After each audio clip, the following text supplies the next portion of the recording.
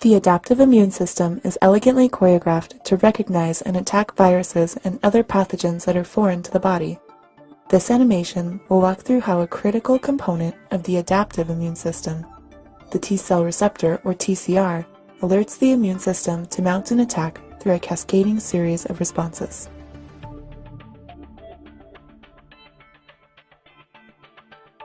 First, let's take a look at how a virus infects a cell.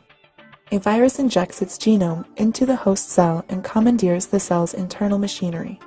Because the virus is inside the cell membrane seems to protect the virus from detection by the host.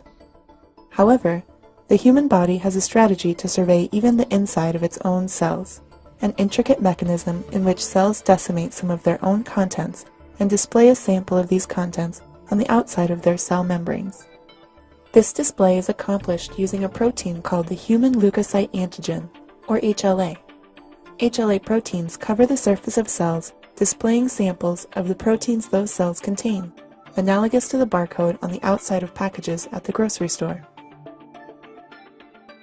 As part of the human immune system, T cells are designed to identify those HLA-displayed proteins that are not part of the normal cell, and therefore indicate the presence of a pathogen inside the cell. T cells circulate in the bloodstream with proteins on their surface termed T cell receptors.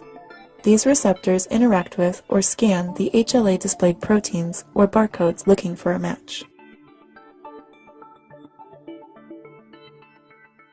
The body is equipped with an immense number of T cells, each one displaying only one kind of T cell receptor, with the purpose that the variation in the repertoire will allow the identification of many kinds of diverse pathogens.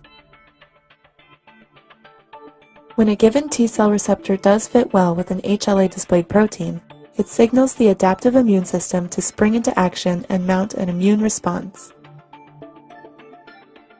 3 crucial steps occur. First, while still bound to the HLA-displayed protein, the T cell goes through a clonal expansion, making millions of copies of itself so that more T cells can lock onto other infected cells with the same display. Next, a subset of these T cells change phenotype and become cytotoxic, or killer T cells. These killer T cells locate the virus-infected cells and puncture them, effectively killing them. Finally, a certain subset of the activated T cells become memory T cells, forming a standing army against future attacks from the same virus.